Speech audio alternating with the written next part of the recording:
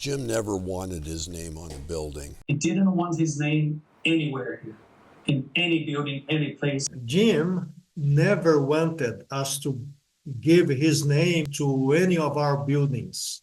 Jim never wanted his name on a building, and he made that very clear to us. You will not see Jim's name on any building. Jim never wanted his name to be put on any buildings.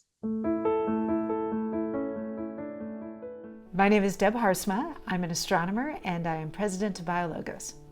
Jim Blankemeyer was there at the start of BioLogos when it was just an idea. There's only one reality. There's only one set of truths, and it encompasses both science and faith and all spirituality. It's just one thing. It's not two separate things.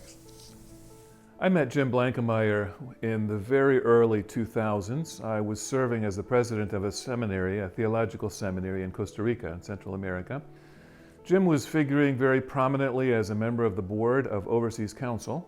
Overseas Council was an organization focused on equipping majority world church leadership, primarily through theological education. The first memory I have of Jim is of a kind of innocent enthusiasm and interest. I marvel at the intricacies of a little gnat, a little bug that has wings and can fly. There was a lot more than innocence behind that enthusiasm. There was a real astute intelligence, but I didn't know that at the first. The Colossian Forum we created to help the church enter into difficult conversations. It started over the questions related to science and religion, which Jim was passionate about science and passionate about his faith. Scientific discovery, something new, I think it should be celebrated, both in the church and in the science community. And moved on to some of the contemporary issues like divisiveness in politics or over-sexuality. I have worked with a fair number of philanthropists now, but I have rarely worked with somebody like Jim who just held his success so loosely and saw it as such a gift of grace and was so free with it. Very rare to meet a person who is so generous like Jim was. He told me that he would like to die without a single dollar in his pocket. I first met Jim 20-some years ago, and we were going to talk to him about a new nonprofit and whether he would be interested in supporting it. It was the Theological Book Network. My name is Wayne Bornholt, and I'm the former acquisitions director at the Theological Book Network. I mean, he was passionate about the kingdom, about theological education. He was passionate about helping theological schools. I think in his mind, looking back, was really strategic. He was trying to invest in training the future leadership. TBN's work was to collect and distribute academic theology books to the developing world. The biggest shock I had when I went back to India after my PhD here and I was teaching here, I'm like, where are the books? We had this huge struggle of trying to literally scavenge portions, from one book, from another book. Jim saw that was a major need that was being addressed by no one else except TBN. Before Jim, TBN was a small organization that had a small number of staff. We become a hub for TBN, so we have often gotten their books and then helped them to sort it out and send to all the other smaller schools. To date, TBN has shipped over 2 million books to 2,000 schools in 90 countries. If there was one person that tipped the scales for TBN's operation and for its work, it was Jim. His support for us was remarkable. Jim often showed up in people's lives as a messenger of good news. He certainly showed up in my life as a messenger of good news. My longest involvement with Jim started 13 years ago when we launched the Issachar Fund together. That was an operating foundation designed to both do research and develop programs that help the church engage in today's pressing questions on science and religion, but also on how to model Christian virtues, finding scholars, doing cutting-edge research, often bringing them together, sometimes groups of scholars, to explore questions. We would do thematic gatherings. We would fund individual scholars on their research if it addressed an issue we thought was important, both to learn about scientifically, but also for the church to have a better understanding. Looking at the big questions that I think everybody has to some degree or another, and making it easier for young people, adults, whomever, to be able to ask the questions and get a thoughtful response from whoever the authority figure is, the parent, the teacher, the coach, the priest, the minister. We took another step and formed a new organization with Jim's blessing called the Idea Fund. The goal of the Idea Fund was to bring young people, primarily college students, together and have them, Christian and Muslim, sit down and design projects that would be beneficial to their local communities. We're facilitating people coming together for ideas and projects. We're going to incubate those ideas and projects. It's important that we learn to live with one another peacefully. I feel a real sense of urgency when it comes to the issue of pushing interfaith collaboration. If you look at the world around us, things seem to be getting worse and not better. One of the things that made Jim fairly unique in Christian philanthropy was his openness, not just to learning, but to learning from others who thought differently, including people of other faiths. I think it's very important that we have interaction with other people, not just our own clan, our own family group, but expand it beyond that to other religions, other political backgrounds, just to have a more complete view of the world. A man of integrity who never let the differences alienate him. I work in a Christian ministry called Sat7. Sat7, it's a satellite Christian channels for the Christian, by the Christian of the Middle East and North Africa. My name is Ritza El Munayer. Today I'm the CEO of Sat7, taking over from the founder, Dr. Terence Ascott. During the early years of Sat7, when I was the CEO, we were really keen to be more deliberate in our Christian teaching, where we tried to deliver systematic Christian content to our audiences. And that's when I first met Jim. My name's Terry Ascott. We have like 240 full-time employees. The majority of the team who work with us, they're all Muslim convert, committed Christian.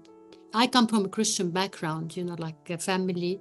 My father was Maronite Catholic, my mother Greek Orthodox, and I started going to the Pentecostal church at the age of 15. It was crazy at home. In 1999, I was invited by my colleague, Sat7, staff in the States to meet this wonderful person. His name is Jim Blankemeyer, who has a heart for Middle East.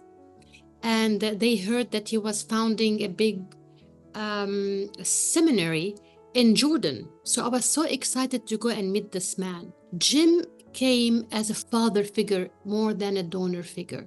So BioLogos was founded by Francis Collins, who led the Human Genome Project and directed the National Institutes of Health. And Jim Blankemeyer loved meeting Francis, loved the tone that Francis took. The mission of BioLogos is to bring together Christ-centered faith with rigorous science. Well, I'm a believer that God created everything. So if God created everything, then I can look at the environment, I can look at the nature, and I just marvel at it. He had this deep and profound curiosity about the world and a kind of fearlessness that was inspiring, I think, in people that knew him. Jim Blankemeyer was one of our earliest funders, helping us with support, with operations, and also with one of our early programs, which was called Biology by the Sea, where Christian high school teachers would come and spend a week at a workshop down in San Diego, California, and learn how they could bring science and faith together in their classrooms. Science is just God letting us see some of his creation truths. It wasn't just his financial support, it was really his contribution to our thinking about our mission in those early years. And he provided some of the early startup money that helped us launch and get started. He was influential in the Overseas Council boardroom Jim didn't drive the discussions, but we all understood that he was the most influential actor in there, and I think we would all be reluctant to move forward on an initiative that Jim didn't see the rationale for. So he was influential, and in his own way, he was a powerful figure. He could make and break projects. Through his foundations, Jim Blankemeyer funded various things at BioLogos over the years, really helped us to grow into the mature organization we are today. We have a curriculum for high school students, and this is one of the things that the Blankemeyer Foundation was really critical for, was helping us produce this curriculum. It's on faith and science, and it is used by Christian high schools for a 10th grade biology course and other courses. And it has several units bringing together Christ-centered faith and rigorous science. He knew that God's grandeur and the cosmos exceeded our capacity to understand, that whatever we knew was always going to be partial. And so he was always excited about the potential of more learning. He didn't want to close off an area of inquiry because that might stop you from seeing more deeply or more broadly, right? And so his humility and his pursuit of truth they went hand in hand. And he wrote, "We want our kids and church leaders to have a general understanding of what God is allowing us to discover about his magnificent creation. The theological and hermeneutical responses to these questions need theologians and biblical scholars." He said to me on more than one occasion, "David, my grandchildren are going to go to college, and they're going to take Biology 101, and they're going to be told things they've never heard before, and they'll come home on break and they'll talk with their pastor or want to talk with their pastor about those matters, and he won't know how to respond. He'll be incapable of responding, and we'll lose them." And out of that concern, Jim was passionate about providing opportunities for Christian leaders and for pastors to come to terms in their own way and at their own speed with matters of faith and science. I think that was one of the driving forces. He had these deep questions about how the universe fit together with his faith. But at the heart of it all, he knew that there was a certain way that we were to hold our faith. And I believe that the Colossian Forum in many ways was born out of this desire to hold the faith in ways that held people together. A single reality of existence, that we're not spiritual when we go to church, we're not scientific when we study or go to the laboratory. It is one life with one purpose and one mystery about it. That's what he cared about at BioLogos, that we could bring both faith and science together. This whole universe and everything in it did not start out of nothing. Nothing does not create something. It's hard to measure the impact of Jim in our lives. You have to understand that we were actually using some rooms that belong to the church here in Londrina, and they were used by children. My name is Antonio Carlos Barro, founder of South American Theological Seminary in Londrina, Brazil. My name is Marcos Horizon de Almeida. I've been involved with the school since the third year of its existence. When we received a visit of a group from Overseas Council, Jim Blankemeyer was part of the group. We didn't know about him. We didn't know that he was willing to fund anything. In 1998, when our school was only 4 years old, I met Jim Blankemeyer. Our folks were asking me, who is this guy? I said, I have no idea. This is the first time I met him. So as we explained that we were using some borrowed facilities of a church, they asked about the possibility of helping us buying a piece of land and then building our own campus. We were having our school in a local church. We were just a seminary and we never dreamt about being so big. Jim would make a lot of questions, and the questions would push us forward. Later, we got a letter that he was thinking to help us in our ministry. And so he told us to look for a land. And then finally, we found one which was very expensive at that time. And lo and behold, we got a letter from him saying, go ahead and buy the lot. Oh, we were amazed. He told us, design a blueprint for the seminary. He came the second time to Londrina with Caroline, his wife. So I told the architect, we are going to meet him before lunch, and you are going to present the blueprint, and you are going to tell the price, because I'm not going to do it. Jim asked, how much is this? So he told him, and then he says, I need some time alone for prayer. Then he comes back, he grabs Caroline's hands and says, let's do it. I thought he didn't understand. If he understood what the architect told him, he could not say this. I'm quite sure he didn't understand. Do you mean to do what? And then he says, let's do it. Do all of the buildings, some of the buildings. So let's do it. Didn't sign any letter, didn't do anything like that, only his words. And we finished the buildings in 2 years, the whole campus, all the furnitures for the campus. We had around 150 students. To this day, with the campus that we have 2,000 students and we have a staff of 70. So South American Theological Seminary, or in Portuguese, Faculdade Teológica Sul-Americana, is the largest non-denominational seminary in the country. But if we consider the impact throughout the years, it's probably over 30,000 people. So he gave us everything we have up to today. It came from Jim and Caroline. We are one of the biggest theological schools in Latin America. More than 5,000 graduates from our school serving in more than 25 countries right now. And I used to tell him that our school was one of his sons, and he would laugh about that. I talk about Jim a lot. Any person to name who is the donor of our school, you cannot pinpoint Jim, because he was so humble.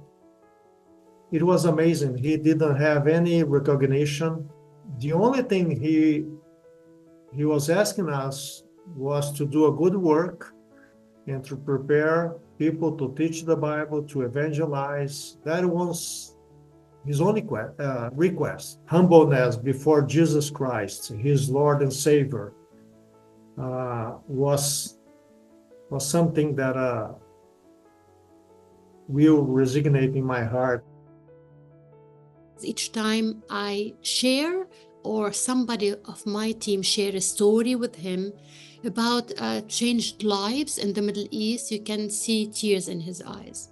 He always tried to introduce us to his family. Bit by bit, I was to Jim and Carolyn, his wife, like the Lebanese daughter. They called me our Lebanese daughter. I was not young, but of course, you know, like if you compare me to Jim, yes, I was like one of his kids. And I think we connected because I saw in him something really different than any other donors. It is really rare to find people who have money, who are very wealthy, and yet they're very humble, and they have a heart and the generosity to give to people, especially who are different than them. Jim was, of course, a walking, talking, rags to riches story. It was his life. He was as surprised by it as anyone. Even though he was an actor in it, he didn't win the lottery. The wealth came through hard work and amazing creativity, but he was surprised that it came. I know they started, I know their story, how they were, started humbly. They were not rich at all. They were poor, actually. They were wondering sometimes if they have food for the kids or milk for the kids, how they became rich and still remember their beginnings, and they still insist to make a difference in the people that they meet. So I know the family, I know their children, Mark, Julie and her husband, Gary. I know Jeff, Bruce, who passed away, I think 3-4 years back, Kevin and his wife, Christy, Amy, Mary, Sarah, and Keith. I didn't have the opportunity to know Jim when he was still the CEO of Medicoat. That was before the years when we met. But I'm told that when he was the CEO at Medicoat, in the monthly newsletter that went out to the company and out to the employees, there was a President's Corner or a Jim's Corner. And the person who told me this said that Jim was emphatically Christian and unembarrassingly Christian in what he would say in that President's Corner. I wish and I hope I have the opportunity to read those one day. I haven't had that opportunity, but I can sort of imagine what Jim's voice was like in those President's Corners. I imagine it would have been unashamed in terms of his Christian faith, because he was always apparently unashamed of his Christian faith. One night as the Bible study was over and we were getting ready to go to bed, I told my wife, I said, I don't know about you, but for me, I'm ready to ask God to forgive me and come into my life, and I'll give him my life, I'll give him my marriage, I'll give him my business, and if he wants me to sell the company or leave the business or become a missionary, I'll do it. Jim's faith has had a lot of influence on the company and the direction that we've gone. Not so much away from good business practice, but now the goal was different. The reward, the incentive to do what he was doing. Now he had a cause that he could really relate to, other than just making money. The whole process of me turning back to spiritual things was more a sense of wonderment at the complexity of the universe. Jim was very different in the way what he brought to a project. He didn't tell you what to do, where to go, how he was going to spend his money. He just worked with us to try and help us think through the strategy, and then he sought to empower that. And he also thought outside the box, and he was always ready to try new things. His primary message to me was like many messengers, angels in the Bible, was don't be afraid. And he actually funded a few things, not with us, but with others that failed miserably, but it didn't stop him from continuing to take risks. If the whole thing collapses tomorrow, Jesus still loves you and we'll still be friends. It was just this constant message of don't be afraid. And that was a hallmark of his commitment to empowering others. So human dignity to me applies to everyone, every human being. And so we need to respect the fact that we are created, that we did not make ourselves. Jim had a heart for anything related to the Bible, anything biblical. But we went through some difficult times. Trying to get theologians to work with television people was like they were from two different planets. He was able to bring together a team that eventually found a way of working efficiently together. And we made hundreds of television programs working through the curriculum of a seminary so that we could support, develop young Christians who just come to Christ, who would never go to a seminary, never be able to get any kind of Christian education locally. And that was Jim's passion at the time. So he started supporting a project called Teach. It's theological education for Arab Christians at home, TEACH. And he really was so excited about this project. And because of Jim, we could make lots of programs. And also because of Jim, we could start the 2 new channels. One is Set7 Kids. He later got involved in other projects, helping launch channels, the channel for children, the channel for Iran, And without his support and encouragement, these would not have happened. So it's really been amazing to us. And I could see, like Jim wanted to support this vision of having, like a broadcasting Christian programming to millions of children in the region and change the face of the Middle East, because these children were exposed to the love of Christ. So Jim was part of it. He also liked to challenge me personally as a CEO at the time to think bigger. And then, of course, he was a very generous person, the way he engaged with us, both with his time and his money. And because of Jim, we have a beautiful building today in Lebanon, 5 studios, and we can rent it out and have money. So it is for the long term of our sustainability in the region. Each time I visit this building, I remember Jim and how him and Carolyn came when we had the opening, of this building. He never stopped learning or exploring new ideas, new processes, cultural experiences, technology, travel. He was up for it. I remember once he came to Lebanon with us, and our staff took him out for dinner, and they brought out raw meat. Some of it was just plain raw. Everyone else was Lebanese. We're digging into it with relish. It was a holiday specialty. And I remember us both looking at that and wondering what we were going to do with that food. He said, "Oh, yeah, can you give me some of that?" And I'm thinking, we're going to kill the guy. And Jim turned to me and he said, "So David, are we going to eat this?" And I was going, no, don't give him that. And I said, "Jim, I think we are." And we both dug in. He liked it. He took some more, and I was going, yes. He was obviously a very humble person and hated the limelight or any kind of public recognition of his financial support for a ministry. But after his passing, and even knowing his wishes not to have his name on a building, we did plan to put his name on one of the studios. Those meetings at the last minute had to be moved to Cyprus, and we never got to have the ceremony, we never got to put the plaque. And I can't help but wonder if Jim wasn't somehow behind this. He felt his resources were a gift from God. God deserves the credit, the attention. Jim did not. His humility was rooted in the confidence that God was going to work through his mistakes as much as through his successes. He never thought of himself in grand terms as a brilliant anything. He's just a guy who's doing his best, and God's blessed him.